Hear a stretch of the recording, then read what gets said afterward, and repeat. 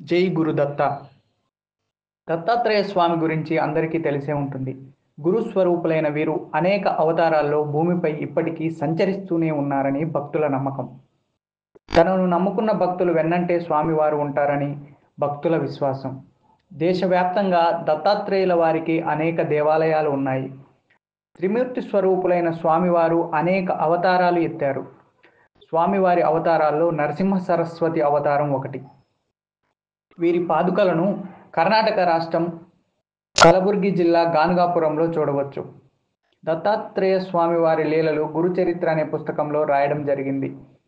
ఈ పుస్తకంలో నామధారకుడు అనే స్వామివారి భక్తుడికి సిద్ధయోగికి మధ్య జరిగే సంభాషణ ఉంటుంది. సిద్ధయోగిని నామధారకుడు స్వామివారి లీలల గురించి అడిగి తెలుసుకుంటారు. ఈ గురుచరిత్ర పుస్తకం పారాయణం చేసిన వారికి నామధారకుడు బాగా తెలిసి ఉంటుంది. ఆయన స్వామివారికి పరమ భక్తుడు. జీవితంలో ఎన్నో కష్టాలు అనుభవిస్తూ స్వామివారి దర్శనం కోసం పరితపించిన వ్యక్తి నామధారకుడు. చివరకు స్వామివారి దర్శనం చేసుకొని వారి లీలలు విని తరించాడు.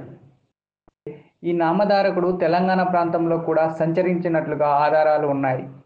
ఆయన తెలంగాణలోనే జీవ సమాధి అయ్యారని చాలామంది చెబుతుంటారు.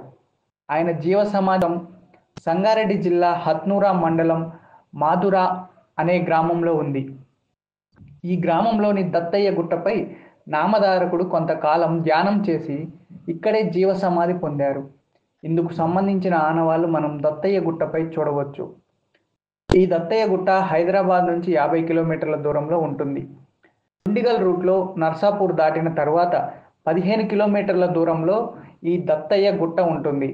ఈ గుట్టపైనే దత్తాత్రేయ దేవాలయం ఉంటుంది.